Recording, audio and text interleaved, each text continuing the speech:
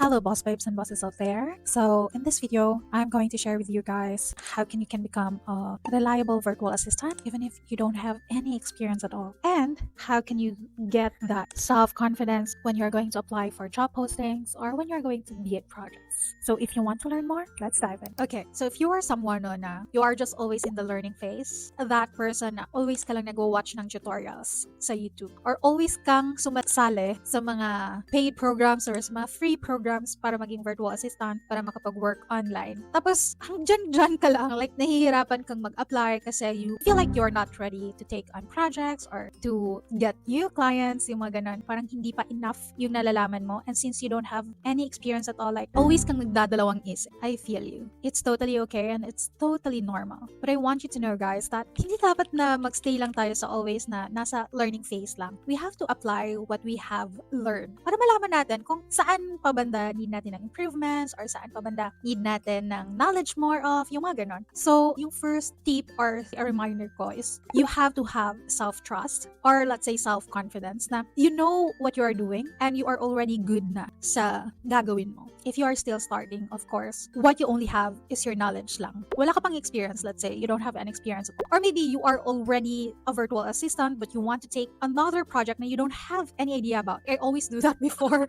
Like, before, ang work ko is more on lead generation. Tapos, gusto ko mag-social media. I don't have any experience at all when it comes to social media. And I just really want to try it. But I don't have any idea and I'm so hesitant to take that kind of project, no? But I'm actually also excited to learn. So that's why when we are going to apply, hindi necessarily talaga na 100% alam mo yung job description para mag-apply ka. Sometimes, you have to also think na okay lang kahit 80% alam mo and then yung 20% you will just learn it along the way. So you can do that, girl. For example, no, kahit wala ka pang experience but then you have this desire talaga na matuto and you are this person na sobrang committed talaga when it comes to learning something new and willing ka talagang gawin ang lahat para makakuha ng projects because sometimes it's just more on the desire kung gaano mo kagusto ang isang bagay. Maybe tanungin mo sa self mo, if you are that committed ba when it comes to, you know, hitting deadlines, good quality of work, na hindi yung mediocre lang ha, hindi yung for the sake of submitting your output, that's it. No, guys, no. You always have to provide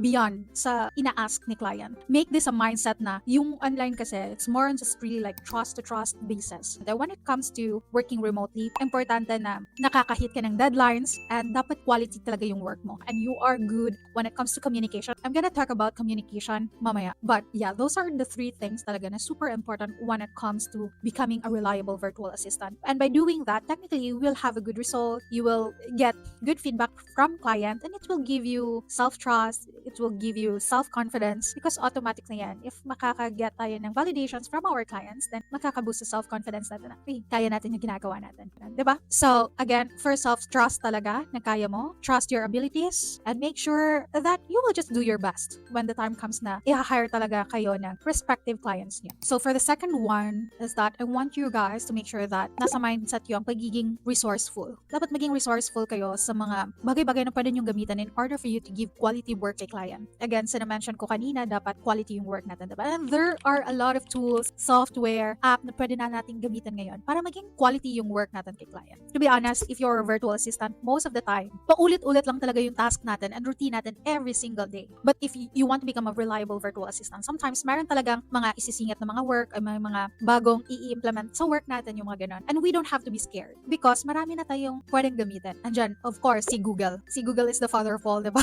Meron dyan din si YouTube kung gusto natin ng mga step-by-step talaga kung paano gawin ang mga task. Kaya nga, diba, andito kayo ngayon, nakikinig na naman because you want to learn something new, diba? And then the third one, meron ng maraming AIs na pwede nating pagtanungan. Pwedeng ChatGPT. You can also try Perplexity and as well as Gemini. I tried also DeepSeek kasi yan yung sinabi sa akin ng professor ko when I'm still studying machine learning. Sabi niya, we can also try DeepSeek daw kasi sobrang ganda din daw ng DeepSeek. Pero every time I try it, it's like always talaga siyang DC. Like I cannot connect to DeepSeek. But you can try it on your end and see. Because sa totoo lang guys, like AI is really a game changer na sa industry natin ngayon sa tech. Maximize it as much as you can because it's really a game changer and can really help you guys to be more productive, more efficient sa workflow nyo, and as well as makaka-help talaga siya sa quality of work. So that's the second tip. The third thing that I would say to you guys, or the next tip that I would say is that every time there's focus and clear instruction, always communicate it. Before you are going to push through sa task mo, if you are still not sure kung ano talaga yung gagawin mo, hindi clear kung ano yung kailangan na output, hindi clear yung deadline, communicate it first talaga. Ito yung problema ko before. Because for me kasi, when I'm starting yung first year, second year ko pa lang when it comes to,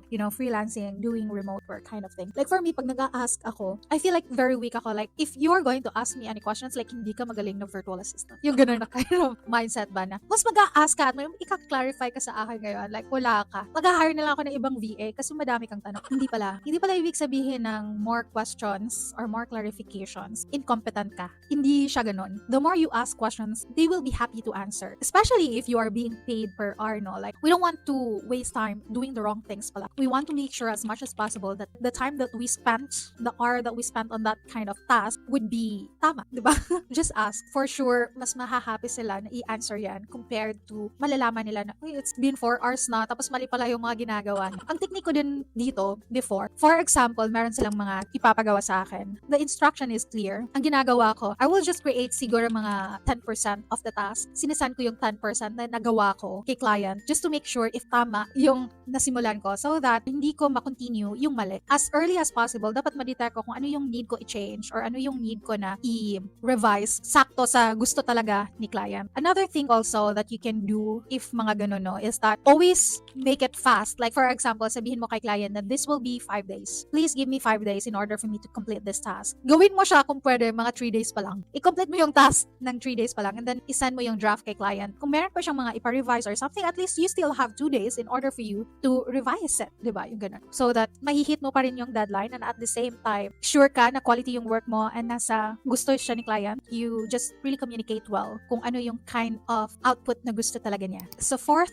tip ko na masasabi ko talaga if you want to become a reliable virtual assistant, no, is never stop learning. Always may yan siyang mindset na every time na may gustong kang matutunan, you can always learn that there are a lot of tools again na pwede mong gamitin. For now, if you are still a general virtual assistant, never stop learning talaga. Dapat mag-upskill ka talaga from time to time. Because if you will not, mapag-iiwanan ka kasi ang dami na ngayong gustong maging virtual assistant aside sa marami na talagang gustong mag-work from home ngayon. And for sure, most of the time, magsa-start talaga sa pagiging general virtual assistant or executive virtual assistant yung mga ganun. Because those are parang entry point mo or entry level na madaling pasukin, di ba? And if possible, try to get your own niche talaga. Deep dive mo yung areas na yun so that you can give high tickets to your clients. Always evaluate yourself, assess yourself kung saan mo talaga gusto or ano yung mga tasks or things na happy and excited ka always gawin. Stick ka dun sa topic na yon and make sure na ma-deep dive mo siya. Like, alamin mo, mag-study ka, magkuha ka ng mga free courses or paid courses, mag-watch ka ng mga YouTube about it, pag-aralan mo siya in and out talaga ng topic na yan. Like, focus dyan lang talaga yung gagawin mo so that you can give higher tickets sa mga premium clients. When I say higher tickets, it's more on like premium rate for premium clients. And I want you guys to make sure that when you deliver mga premium services, make it sure na premium talaga. Yung mafe-feel talaga nila ba, the reason why ang mahal na binabayad ko sa kanya, it's because ang galing niya talaga, yung ganun, yung masasabi talaga nila na yung result na nabibigay niya is really a top notch. Something like that. Like, masasabi nila ba na iba siya or iba yung service mo, iba yung result na nabibigay mo sa businesses nila or even sa personal life nila because of your service, diba? So, yung ganun. Highly encourage you guys, if you have free time, go read books. Kung anong gusto yung topic ng mga books na makapag-learn kayo ng something new. Sa self nyo ba? Sa skills nyo ba? Kung gusto nyo ba ng mga self-development content, yung mga ganun, you can always follow those sa social media then if you want. You can always watch YouTube and listen to podcasts, yung mga ganun. There are a lot of ways to learn if you just want to at least upskill ba from time to time. I really believe ba sa book ko nabasa or sa podcast ba yun na sa isang araw daw, it's either we grow or we shrink. Both daw, the same effort lang, the same level of uncomfortness yung mafe-feel natin. So, what do you want to choose ba? To shrink or to grow? So, since the same level lang naman pala ng uncomfortness yung mafe-feel natin, let's go choose the grow na lang, diba? Okay, so for the last but not the least, yung ma-share ko sa inyo guys is you should always ask for feedback. Yes, especially if you are still,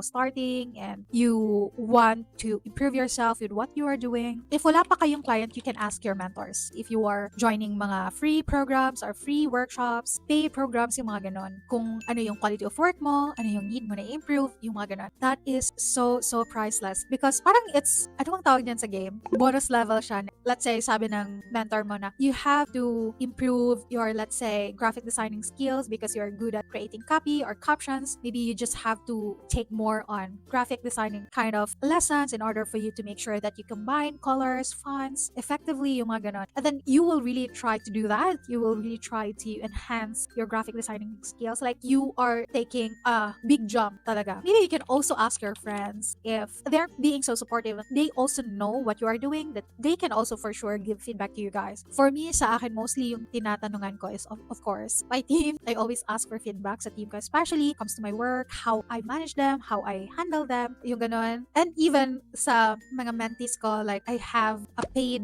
mentorship when it comes to social media. I always ask them what are the parts that I need to improve, ano yung lessons na gusto pa nilang masali sana pero hindi nasali, yung mga ganon. I always ask those kind of questions because those are a ticket for me na malalaman ko agad kung ano yung need ko i-improve. Yeah, ask feedback and don't take it personally because most of these people, they are saying that to help you improve, not to discourage you or something like that. Hindi. I want you to have an open mind. Be open when it comes to constructive criticisms. And na-observe ko din, no, sa mga mentors, usually, they are really good at constructing constructive criticism. Malalaman mo naman talaga sa energy if that person, ang gusto niya na ma-lift up ka or mag-improve ka, or yung gusto niya lang talagang masira yung araw mo. Alam mo yun, mafe-feel mo yun, girl. So that's that. Hopefully you guys, nagkaroon kayo ng parang encouragement to take a leap, to try it. Try nyo i-apply yung mga learnings nyo. Mag-apply na kayo sa gusto nyong applyan. I'm just really here rooting for you guys. I want you to make this mantra. Everything is figure-outable. Yes, it really is. I will wrap it.